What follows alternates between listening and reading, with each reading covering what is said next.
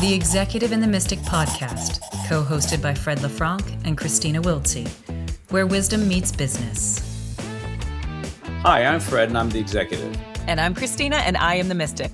Welcome to the Executive and the Mystic podcast, where wisdom meets business. Today, we are going to be talking about emotional intelligence and wrapping up our first season. But first, let me encourage everybody to subscribe and like wherever it is that you get your podcast, whether you're watching us or whether you're listening to us or whether you're on our website, theexecutiveandthemystic.com. Any of those places, please comment. We love to hear it, or rate and review us. And then also, I would like to introduce my wonderful co-host, Fred LeFranc, a dear friend, a chaos strategist at Results Through Strategy, someone who is a mentor to CEOs and aspiring executives all over the place, and who has a lot of emotional intelligence, in my experience, has been one of the people who I've loved exploring this topic with so very much in terms of how we expand that in our life.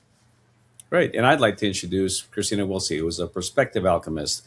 And, as it relates to this topic of emotional intelligence, also because of her own emotional intelligence, has the ability to help one see beyond just the limits of their vision and their field of vision, and to consider different aspects, not only of what a situation may be externally, but what they're going through internally. And it's that beautiful insight and perspective that she offers that makes her very valuable to her clients. And I'm excited to talk about this today, Kristina. It is our last episode of the season. I can't believe we've got to this number 20.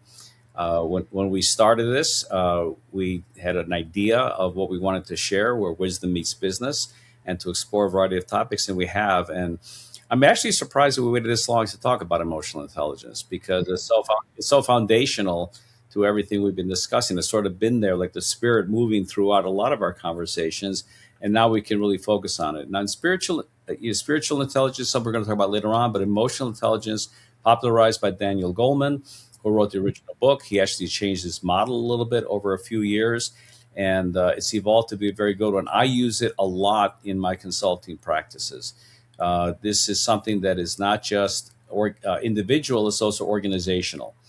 Our last episode, we talked a lot about the 5 dysfunctions of a team. Emotional intelligence is what makes that become more positive, if it's out of whack, to move into a coherent state. And so we're going to get into emotional intelligence. And there's 4 dimensions to emotional intelligence, right? There's self-awareness, self-management, social awareness or empathy, and relationship management. And let's start off with the first one, because this is by far the hardest one I found, is self-awareness. So Kristina, what have you got to say about that? Absolutely. Self-awareness, and we've talked about this in the past, self-awareness is a very, what it means fundamentally is you can get an accurate reading on your own emotions and triggers, right? So that's the most basic form of it. And one of the things that we can see about self-awareness, and what we've talked about in other episodes, is this idea that self-awareness can be developed in many, many different ways, but effectively it's the ability to create a little bit of distance, an observer, if you could say, of your own emotional state, so that you can understand what is going on. And the thing is that when we are developing this idea of self-awareness, yes, probably the most advanced monks or nuns or, ascetics in the world have complete self-awareness, because they cultivate it day and night. They're always doing it all the time. But for the rest of us, we're blipping in and out of self-awareness all the time, right? There's doing and then there's being. When we're being, it's a lot easier to be in an observer state and to have self-awareness. And so what self-awareness can look like for somebody particularly who's very intellectually strong and who wants to be able to kind of have a mind feel on these things, is that you're naming your feelings, you're noticing your somatic and body cues, you're linking emotion to the impact that it has in a room, you're recognizing and feeling when you have these strong reactions to everything that's going on. And as a result of that, we're kind of just at the observer state. And the next one, in self-management, is when you learn how to regulate that in an environment. But this one, we're just looking at the observer. See what's triggering you. Where are you going? How long is it taking you? And as I've talked about in the past, frequency, duration, and intensity. How frequent is this happening? How much intensity do you have? And do you have more intensity with some people versus others? What's the duration? How long does it take you to get back into that observer state? Those are really good cues for measuring your own self-awareness.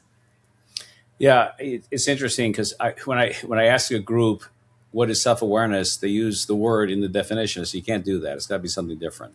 And so you talked about the observer state, and the way I define it to make it more tangible to people is the moment by moment self-observation of one's thoughts, feelings, and behavior, so that you can begin to say, "Oh, I have thoughts, I have feelings, and I have behavior." And so you sort of break it down that this is the way it reveals itself to you. I always say, if you ever meet someone who says, "I'm self-aware," guess what? They're not, because no one that's attempted to be self-aware would have the audacity to state that. It's very humbling when you attempt to be self-aware, as you pointed out, because we come in and out of that. And to me, self-awareness is when you are finally in the present moment. You are here, you are aware. There's a difference between, as you said earlier, a state of being and a state of doing. Self-awareness is a state of being. The state of doing self-awareness, as people try and do it, is like a squirrel in the woods looking around for the hawk. They're always on alert, okay? And alertness and awareness are not the same thing. Alertness can be very specific and very acute, especially when your gut says there's danger around you. Yeah. Awareness is just, you're just here, you're just present, and you are in the present moment. And that is rare. That's hard to do. It's so important because, we always get an urge. And as human beings, we have a quality that's unique to us versus animals. We have free will. All right. Animals can't choose their behavior. They just react out of instinct. Well, they're not sneaky. They know they know how to get in and do it. Yeah. It's not as a result of self-awareness. It's like, I'm hungry, I want to do something. That's a different thing. But it's instinctual behavior. Human beings also have instinctual behavior. They just sort of the emotion rushes through you and you start acting on it. Or we have the ability to pause very quickly in milliseconds and say, I want to choose the response. I know what the urge makes me want to do, but that urge may not give me what I want at the end of the day because I have a longer view in mind, and I'm going to choose a response different than what the urge tells me. And self-awareness puts you in the state where you actually have a choice. Yes. You have choices. Yes. One of my favorite teachers long ago said, the great song of life is dooby-dooby-doo, dooby-dooby-doo. It's do and be and do and be and do and be. And you're going back and forth between the two of them, oscillating between the two of them. And your job is to develop be a little bit more, because we haven't really gotten an opportunity to develop be nearly as much as we have do. Our culture values do. What are good practices? What would you recommend? The practices that I say are good, there are a lot of different practices for creating this, but the first I would say is to create practice the observer state as much as you possibly can. I've talked about this in previous episodes where I used to get in really big arguments, and then all of a sudden I had practiced being an observer state enough in meditation and deeper practices of meditation so that in the heat of an argument, I was able to go into an observer state and be like, I don't want to have this argument. It's just all the air went out of my sails, right? All the wind went out of my sails. I was like, I don't need to do this anymore. So I say mindfulness meditation is a wonderful way to do this. Guided meditations in which you're able to identify triggers, and people like me, and there are other people who specialize in who are hypnotists or things along those lines, will create environments inside in guided meditations inside your imagination. That is what I call it's a shamanic field. There's things that you can do in that space which affect your behavior, and which you can work on what it means to observe yourself in that state as almost separate. The more that you do this, whether it's guided meditation, whether it's mindfulness meditation, whether it's heart-mind coherence, whether it's walking meditation or dancing meditation or art meditation or whatever it is that you want to do, a lot of them allow you to become consciously aware of what your inner state is going and to create that observer state. So that's one of the best ways I would say to do it. Sometimes it's more triage. We're feeling we're angry and we have to step out and we have to take deep breaths and realize that we are in a space in which we are not able to be an observer. And so we have to remove ourselves in order to even be able to create the space to This is more self-management, but, in which you're it's very, very hard to have self-awareness when you're in the heat of a moment. Oh, no, of course. Yeah. And that's what I Yeah. said. It's the moment by moment, self-observation. So imagine like if you and I are having a conversation, part of me could sit back here, up here, like a cameraman watching both of us have this conversation, and I'm as much of a subject as you are. And there's another part of me that's observing this interaction to make sure it's going in whatever way it's going. And I said earlier, if you observe your thoughts, if your mind's racing, a lot of stuff's going back and forth, you're listening to reply, not listening to understand. Your behavior may be not necessarily inappropriate, but just showing you kind of where you're at. You're kind of defensive and structured, okay? Or your emotions there's things flaring up, like I didn't like what she just said, and then you begin to become aware of it. Now, what I've discovered is that because it happens so quickly, and if you're not in a state of being present, which is what being is, and it's just activity, after the fact you go, oh, I did that again. That wasn't good. That's not really what I should have done. And then you kind of go from the end game, you go backwards to go, oh, I'm in the middle of doing the thing that I don't want to be doing. I just caught it. Okay. And then the next time you get the urge, you go, oh, there's the urge again. It still takes over. And then ultimately, when you see that urge coming up, you're aware of it and you go, nope, I'm going to make a choice. And so I've learned to go backwards to get to that point, because I can't catch it at the point it happens initially. I've got to see the after effect that I didn't want. I catch myself in the middle of doing it. I see myself beginning to do it and still complete it. And I finally go, I got it. Now, and that's when I've discovered the self-regulation comes into that point. That's where we shift over to, I'm aware of this, and now I regulate it and why am I trying to choose the responses versus to react is I want my better self to come out. Okay, it's me at my best, not me at my worst, because I let an emotion run rampant through me and I don't know what to do. This episode is brought to you by Results Through Strategy. Since 2006, RTS has been the go-to partner for restaurants and food service brands, navigating growth, transformation, or recovery. Their team of seasoned industry veterans helps companies rediscover their purpose, realign with their values, and implement strategies that build measurable, sustainable performance. And so let's talk a little bit about self-management, self-regulation, Kristina. What does that mean to you? Self-management, self-regulation. Self-regulation has an connotation and a strong connection to the idea of regulating your nervous system. If we think of our nervous, especially since that's kind of all the hot things that people talk about is like, you have to regulate your nervous system. And we've talked about in the past, this idea of what it means to recognize when you're in a sympathetic response, a very heightened response, and you feel like you're in a stress cycle and you are having to manage that stress cycle, knowing that stress cycles kind of start down here, they will peak, and then they will sometimes take days, if not years, if not lifetimes, depending on your to finally dissipate. And if you have continual stress response after stress response on top of each other, they're all just going to be these waves that are just barely have any time to actually settle and break in the way that they need to. And that level of recognizing that you need to self-regulate is a self-management technique, in the sense that when you are in these stress responses, you have two things that you can do.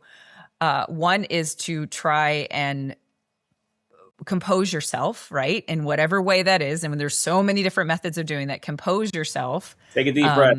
Take a deep breath. Walk out of the room for a second. Get up, walk around, literally go for a walk in nature if you need to. All of the things that are necessary to compose yourself. And then the other aspect of self-management is more of a prophylactic way of what I say, a more preventative, which is that you need to figure out why you're getting continually triggered all the time. One of the things about our culture that is one of extremely unfortunate in my mind, which is this idea that threat and danger are always very intermingled. And we talked about this in our last episode when we talked about the 5 dysfunctions of the teen, this idea that we consider physical harm the main danger that we have, whereas there is emotional and mental harm that can happen all the time that is dangerous to us. And it's constantly being threatened all the time. But because we have this very strange relationship with physical danger versus these other types of danger, and because we may have experienced a lot of that in the past and not gotten through those stress cycles, we're getting triggered because that stress cycle and that connection that we have with a situation or a person talking to us in a specific way has directly related to a place of danger that we've experienced in the past. That danger is being in that stress response cycle. Because of that, we're being triggered and we're unable to get a hold of ourselves. So that preventative measure is to unwind all those stress cycles, detach and decouple the person talking or the way that they're talking from your response to it, which is the deep work that you do to as I say, you have to not detonate, but what's the word for bombs? What is the word? You're decoupling the explosion device from diffuse. Things. You got to diffuse your landmines. No, that's a good point. Well, I mean, and this is the self-regulation. I mean, this is when, I always tell people, try and think about where your body shows stress and anxiety, because it's different for everybody. Some people get headaches, some people get a stiff neck, some people have their pain in their shoulder, their arm, their hand, their gut, whatever the case would be, their foot, they start twitching, whatever physical cues you end up having that you're experiencing something you're trying to control. If you learn to recognize that as a trigger and then have curiosity to go, oh, there it is again, what's causing this, right? It's a combination now of self-awareness and self-regulation. They work combinatorially. They're not distinct. They may be discussed separately, but they're really linked to each other.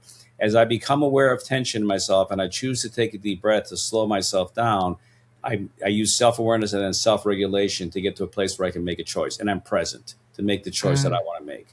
And yes. So then it gets into an interesting part, because this is where the beautiful part about emotional intelligence is not just about me. Okay. It's really a wider net that you're casting, and you're looking to have social awareness or empathy. You read the room. You're looking at it dynamically. Now, I do a lot of public speaking. I just came back from a conference, and when I moderate a panel or do a keynote, I am watching the audience nonstop to make sure that I observe kind of what state they're in. Now, the easiest thing that I look at is, are they on their damn phone? Okay, because if someone is using my panel time to read their emails, that bothers me, because you walked in here for a reason. So let's make sure you fulfill that reason. I've been overt and talk about nomophobia, the fear of being away from your phone, to say, put the phone on the ground, which people are like, oh my God, and they do it, but they do it and they pay attention. Or I'll start asking them questions to see if they're paying attention. I was in a panel a couple of months ago talking about this very, very thing. And there are two guys in the back furiously typing on their phone. And I told everybody, see those two guys back there? They're not with us right now. They're in their phone. And literally the audience turned, looked at them. They still had no clue what was going on. And they were like, oh my God, and I wasn't pointing them out to embarrass them. I was just pointing out, this is what we all do. And that's part of it. So having the empathy to understand how people are feeling, and it's the interplay, not just between you and them, but among each other. If you're leading a meeting and there's tension in the room, you need to be aware there's tension. What's the elephant in the room, as people like to talk about, or the gorilla in the room? What's the unspoken thing? Are people being loyal to who's absent? Are people being disrespectful to each other? Is there someone who just will not speak up because he or she does not want to say something in front of a loud room? But then there's always the people who love to talk. And reading all those dynamics and then understanding what you're going to do about that becomes a big part of this social awareness and empathy for the environment you're in. Yes, I would say yes. And I feel that there is a very key aspect of not just having empathy, but one of the things about empathy that we don't talk about enough is that empathy is incredibly courageous, an incredibly courageous act. Whether it's sympathy or empathy or any of the pathoses, right? So any of the things that say pathy at the end, right? We have this understanding that you are seeking to understand the emotional state of another person, right? Whether because you haven't experienced it yourself, maybe you haven't had a parent die and you're sitting there having sympathy for somebody else, or maybe you have and you're experiencing the empathy of that moment, is that it takes a lot of courage to tune in to the emotional state of another person. right? And again, you can have all these physical outside cues that say, I can understand what's going on. And that's a wonderful way to be able to read a room, read micro expressions, things along those lines. But the courage that it takes to sit with someone emotionally, especially if you're a purported empath, which is a very common terminology that we have a lot, which is this, I feel someone else's emotions and I feel them in my body and I can't disconnect from myself. The way that I imagine that emotions work is that they are very sound based in the sense that you can use sound as an analogy. A tuning fork is a great analogy because if anybody knows that if you have an A tuning fork in here and then you hit it and you have another A tuning fork over here, both of them are going to resonate because they're resonating at the same frequency. Emotions are the same way, right? So the act of empathy or sympathy is one in which if we actually choose to connect with somebody on that level and social awareness, we are going to possibly feel our own feelings that resonate in that same space, right? So our own stuff is naturally coming up, right? I mean, empathy isn't I'm pushing energy into your body. Empathy is truly a matter of you're resonating at this sadness and I'm feeling this sadness in my body too, because I have that capacity to feel that sadness in my body, or I have that here, I have this here. You know, we're seeing that. That's why it's incredibly brave to let your guard down enough to be able to allow that resonance to happen and say, this is where you go back to self-awareness and self-management. I can feel that sadness that this other person is feeling, and I'm brave enough to face it in my own body, because that is the true act of empathy and what it means to have a level of self-awareness and why it connects to self-management and self-awareness. Yeah, and that's a beautifully way put, because when it comes to leadership, sympathy is when you feel bad that something happened to someone else. You know, I'm so sorry this happened to you and I hope it's over soon. And there's nothing essentially wrong with that, but it's very disconnected from empathy. It's very different. Empathy is, wow, I really understand where you're at. And if you need to talk about it, I'm here. And I just sit with you. That's it. You know, now, if you've been through the same circumstance, then you can even say more profoundly, I've looked down that dark well and I know.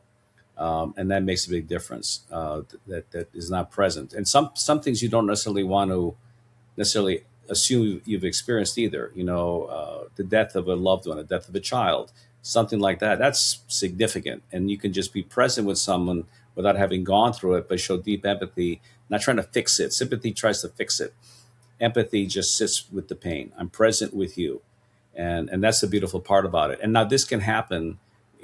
We're sort of describing a one-on-one situation. In a business setting, the empathy means you can appreciate everyone's different point of view or the circumstance they may find themselves in.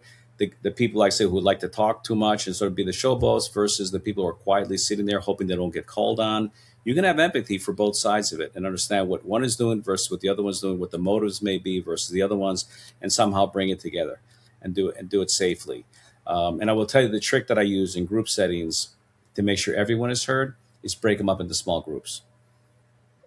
Okay, because some people may not talk among a group of 12, but they will speak up among a group of 3 and then have their voice heard. And then I always encourage there to be a spokesperson representing each one of those groups. And sometimes I make them rotate it. So I absolutely will get that introvert to finally state something. And quite frankly, many times they say some beautiful observations. They have richness inside of themselves that they just don't feel comfortable exploring and sensing.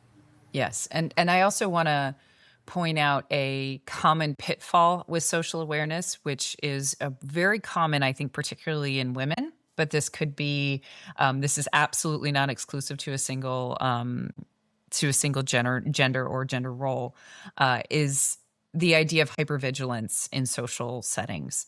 There are a lot of people I know who grew up needing to sense, this is what we talk about when it comes to self-management and self-awareness, right? They grew up in an environment in which they needed to be hypervigilant of everybody else's emotions around them because those emotions would give them the early warning signs that they needed to recognize that a situation was going to turn emotionally or mentally or physically dangerous for them, right? And as you do your self-awareness work and as you work on your self-management, that preventative step within self-management and that observational state in self-management, that's when you can start to disarm I'm up with the word this time. You can disarm the hypervigilance that can come with social awareness. For me, I can say that I have a level of social awareness that is has been trained in the school of hard knocks, right? The school of like needing to be able to understand other people's emotional reactions as much as possible. It became part of my my survival technique, and now that I can disarm it from that hypervigilant, I can't ever turn it off because it's just I'm always, oh gosh, who's thinking what, who's doing what, who's uncomfortable? Let me make them comfortable. Trying to deal with the stress in the room. When you can disarm that, you turn that off to a manageable level in which social awareness does not become this exhausting experience that so many people experience as either social anxiety or they don't ever want to go out because to them, all of life is hypervigilant social interaction. Yeah, well, the hypervigilance is that squirrel in the woods. Yeah. Waiting for the hawk to come down and Yes. eat while they're chewing on their nuts. So yeah, that is exhausting. Presence, being present, the awareness, and then reading the room. If you can attune to the resonance of the room, it takes us to the next one, which is relationship management. Yeah. The social skills, especially, it doesn't have to be because you're the leader of the business.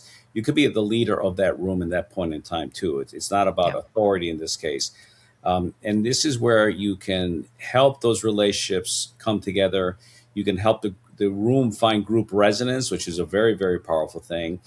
And many of the times it's done verbally. People can say things that sort of create an alignment of, oh, yeah, we're all really here for this reason. Or the more powerful one, and maybe the one that is really the result of true wisdom, is the person who's just their presence alone creates this sense of calmness because they're present and they sort of start bringing people together. I enjoy hosting Jeffersonian dinners.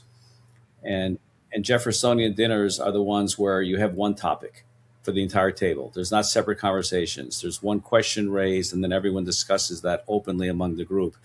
And that creates a group resonance thinking about this topic. And again, you don't have to agree. They're very different point of views because you don't want to just bring up something like, is the sky blue? You're bringing up things that may be a little bit more controversial, not necessarily political, but social, and things that are of higher order that you might have a point of view on. And a leader ultimately wants to influence the behavior of the team to deliver a result. I mean, that's really one of the aspects of leadership. And this is why emotional intelligence is so important. Because if you don't have the awareness of yourself and how your behavior impacts others, then you're not going to be able to really influence in a positive way because they're too busy managing your moods. That's when a manager is out of whack and out of shape, and their moodiness is what becomes the dominant focus of the team. That's the opposite of emotional intelligence, right? And emotional intelligence is so critical. Here's the good news, though. We can increase our IQ. IQ is fixed. We're born with a certain capacity. We either use it or don't use it, but obviously it's there at some level. And my metaphor is always a light bulb.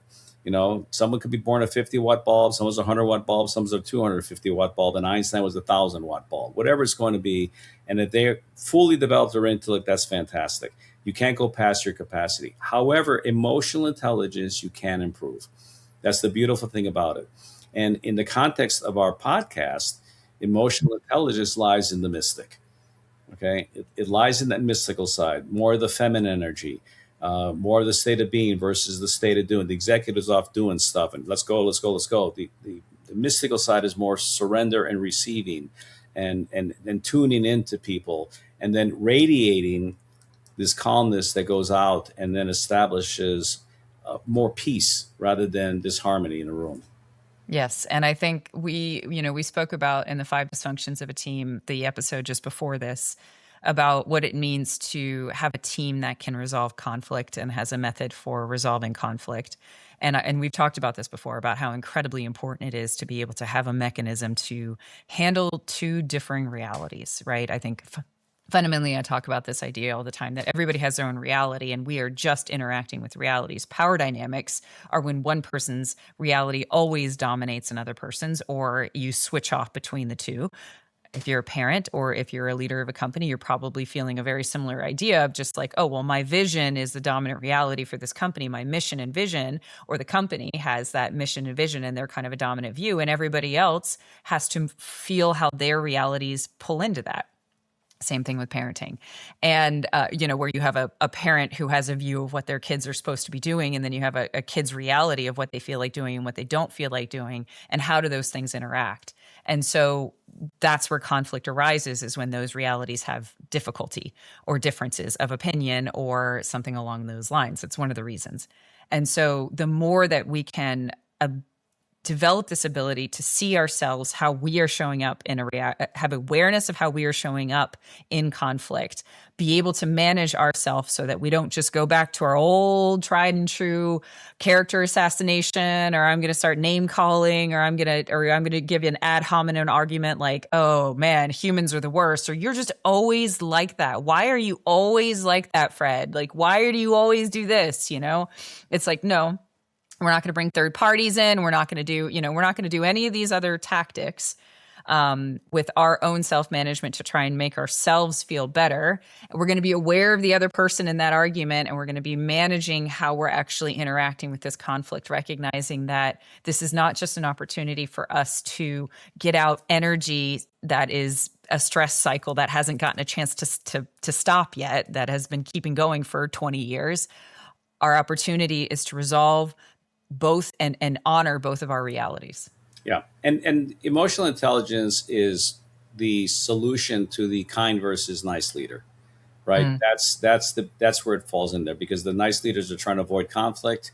In the 5 dysfunctions, there's a whole piece about avoidance of conflict. Emotional intelligence is where we have that crucial conversation. It's a wonderful book about that. Crucial conversation, because you know what the situation could potentially be. That's your social awareness. And so I always tell people, telegraph your intent. Let people know upfront what your intent is. I want to have a discussion with you about your performance and how we can help improve that. Is that okay? That's what the discussion is about. And therefore, the context is laid and the intent is clear. And then we can have a dialogue about that. And if someone starts getting some energy, they start getting defensive, you say, do you need a minute to walk around, take a deep breath, compose? Because I want to make sure that when I speak to you, I want to talk to you. There's someone I'm working with who gets caught up in emotion, and they do that. And I just said, the only thing I'll say to you about you getting caught up in your emotions is that it robs us of the time to spend together to solve the problem, because you're so caught up with your judgment about the problem. And that's not going to speed. There's no solution there. It's just an emotion. And let's stop wasting time. Let's spend time discussing how we solve the problem. It happened. It is what it is. We'll just move on beyond that. Later on, we can get upset about it over cocktails. But right now, we need a solution. And that regulation is so powerful. So emotional intelligence, I think frankly, for leadership's probably one of the most critical qualities they must have, along with maybe the desire to be improving, to be self-improvement. That's a different aspect of it. But this right here, this skill set is game changer for any executive, no matter how old you are or how young you are in career. If you start focusing on the practice of emotional intelligence, you'll be better off for it. Yeah, I think if we were to have the sensitivity to what it actually means when some inner part of you hijacks a conversation, right? So you're in the middle of a crucial conversation. The other person is saying, I have some feedback for you. They're maybe even sandwiching it. They maybe do, because they're very emotional intelligent. Maybe they have all these methods for being able to have relationship management and manage themselves. And you're sitting here being your younger self because, somebody used to talk to you about that. You may as well pick up your phone and just be like, I'm not paying attention to you because there's somebody else in charge of my body right now, And I would completely agree that this is such a fundamental, it is so crucial and fundamental to being a good leader. And I'm so happy that we are living in a world in which we actually have language around this. We have frameworks and models and language around what it means to be emotionally intelligent, and we're actually starting to honor it, especially because, women are known to have a naturally higher EQ, but that's also because of historical precedent. I mean, if we really wanted to get into it, I would say, well, when you send generations of men to war, and then don't treat them for PTSD and don't do all these different things, then of course you're going to get one gender being more emotionally intelligent than the other. So I can argue both sides, but yeah. Got it. I am not going to pick up that rope. I'm just going well, how incredibly emotionally intelligent of you. I am going to let that just lay on the floor, and I appreciate and respect your point of view. Wonderful. All right. So wrapping up our discussion about EQ, we want to just have some final moments here, unless you want to add anything, Fred, to talk about our season and about what we have in store next season. We do plan on coming back for a second season. So Fred, why don't you tell me kind of what is your view and feel for what happened this season, over the first season of the Executive and the Mystic? Well, this is not done in a vacuum. This is done with real life taking place, right? For you and for me, things that happen to us that affect us and influence us. We wanted to get together to share basically the dialogues you and I were having privately. And the decision was, let's have this with other people because we think this can help people. I know it helped me. And I wanted to share that. That was a big impetus for the idea. And we've been able throughout this entire time explore so many different aspects, so many different conversations. Some lean more spiritual, some more psychological, some more physical. A lot of stories were shared. A lot of vulnerability was shared from both of us in terms of the things we've gone through in an attempt to hopefully have it help someone else. And I'm very proud of what we've done. I've always said it, not that it doesn't matter that we have no audience, but that the audience doesn't have to be gigantic. It's just the people who choose to listen in because something resonates with them. I have found that in my coaching work, I'll send certain episodes to people, say, just listen to this, because that way I don't have to explain it all. It's going to be said for you, then we can have a dialogue about it. That's been very powerful. And I have friends who have begun to do that now. They go, oh, I sent this episode to this person because they were going through some challenge in their life, and it helped them. And it really warms my heart when I hear that. So we always joke about the Executive and the Mystic, and we're not distinguishing each other separately, even though we've named this that way, because we're both sort of moving toward a central point of integration starting from a different place, but moving toward the middle. Absolutely. We're both mystical executives or executive mystics in either case, right? And I would agree. I would second that. If we look at the episodes that came first, I've done podcasts, you've done facilitating. We have both done so much public speaking, and yet we had to find the rhythm of what it meant for us. And so for those of you who have stuck with us till the end of this season, I feel like there's only kind of improvement in the way that we've done it. And we really appreciate the loyalty that you've had. Thank you so much. And if you're just joining us, then I hope that you can enjoy being able to hear it as we shift and change what we're going to do in this second season, which we'll get to in a moment. But really, this appreciation that I have, Fred, for being a co-host with you and what it means to try new things, be open to trying new formats, be open to trying new ways of talking to each other, and being open and vulnerable, right? Like I said this back in the Cancer, COVID, and Croissants when I was interviewing you for that, right? Which is this idea that me watching your journey of vulnerability, of speaking out and doing more things, right, has just been so incredibly it's been an honor to be here to see that with you and to do that with you. And, and for me, I can say that my experience and what it means to be able to speak in a business context and really feel that all of the things that I do in all the different realms that I do can actually apply to business just as easily as they do anything else. Even if we talk about it a little bit different, has been eye-opening for me and a pleasure. That's great. Well, I think part of it is sort of leads into, what are we going to do in the next season? And like everything is a little bit of serendipitous or maybe synchronicity combined, where as Kristina and I have been holding these episodes, we both have had dialogues and conversations with other people who are sharing the part that resonated with them and their story and their challenges as they're trying to work their way through life's challenges. That's what it's for. We're not here to have an easy life. We're here to have an interesting life. And therefore, it's going to be challenges. And so next season, we're going to ask a group of people to join us and begin to share their story in the same manner we've shared our story. Not so much to say, tell us why you're so successful, why you're so brilliant. That's very typical of a business podcast, but more, what was the inner journey? What were you experiencing at this point in time? What was the inflection point for you, both in a personal life or in a professional life, that helped you become the person you are today? Still a work in progress, as we all are, still reaching for a different summit, but having the courage and willingness to be vulnerable and to grow and to question and to experience new realities. And that's what our focus is going to be for the next season. Yes. And if you are interested in being one of those people, if for some reason you've had your own journey and you want to share it, or even if you would like to come on with a problem that you currently have or something that was resolved in a difficult way, maybe it's something that didn't turn out exactly the way that you wanted it to, and you want the perspective of an executive and a mystic to look at it, we are also willing to do that as well. We're actually excited at that prospect as well, because one of the things that both Fred and I do individually, and what we love in and what we're exploring and doing together, is what it means to be able to help somebody from both perspectives, right? From an operational, executive perspective, as well as a personal perspective, and seeing how you're showing up and what are you doing when you show up. And so if you'd like to do that, then you can reach out to us at growth@theexecutiveandthemystic.com. That's growth@theexecutiveandthemystic.com. And you can email us if you are interested in being on an episode.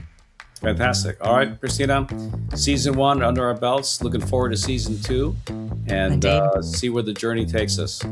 Yep. Thank you so much, Fred. Thank you. The Executive and the Mystic podcast, co-hosted by Fred LeFranc and Kristina Wiltsee, where wisdom meets business.